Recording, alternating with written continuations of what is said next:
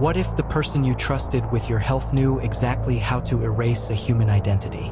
In Ohio, a series of murders left investigators searching for someone who understood anatomy, precision, and how to make a body unrecognizable. There was a warning, there was a suspect, and years later there was a confession, but no one was ever arrested. This is the story of the Ohio dentist murders, and the chilling return of a name Ohio hoped it would never hear again. The victims lived ordinary lives. They were parents, professionals, people with routines and responsibilities.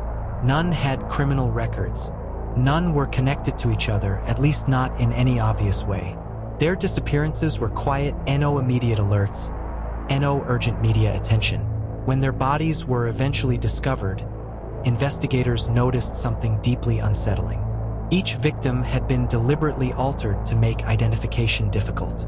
And yet, every victim was identified the same way, through dental records from the same dental practice. At first, it was dismissed as coincidence.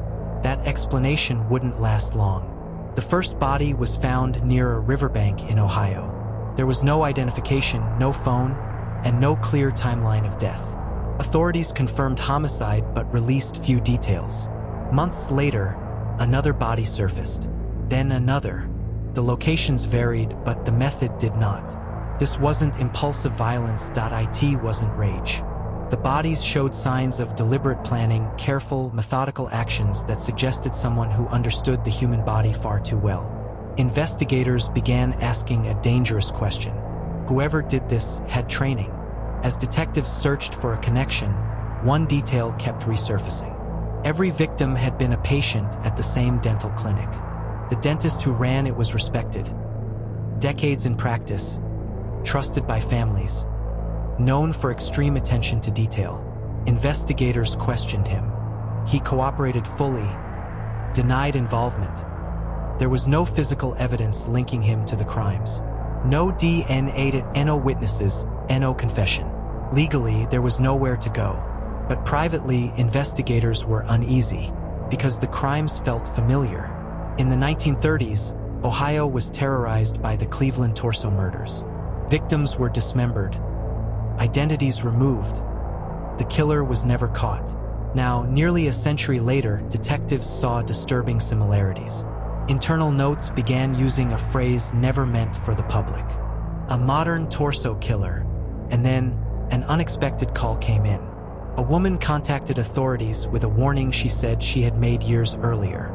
She described a male relative's troubling behavior, an obsession with serial killers, a fascination with forensic detail, a tendency to treat murder like an intellectual exercise. She said she had tried to warn people before any crime had occurred. At the time, there was no evidence, only intuition. Her warning was documented. Nothing was done. Years passed. The cases went cold. Then a handwritten letter arrived at the Ohio State Highway Patrol. No return address.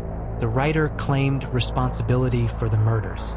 They described crime scenes, timelines, and details that had never been released publicly. They explained the dismemberment not as cruelty, but as a way to erase identity. Near the end of the letter was a single line that stunned investigators.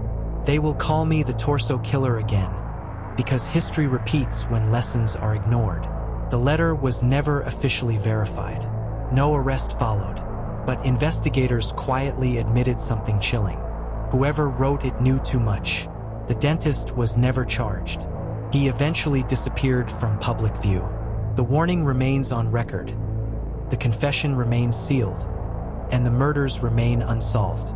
Families were left without answers. Investigators were left with fragments. And Ohio was left wondering whether history had repeated itself, or whether it had been allowed to. Some crimes end with justice, others end with silence, and some, like the Ohio dentist murders, leave behind warnings, evidence, and confessions that never fully connect. Real cases, real victims, real unanswered questions.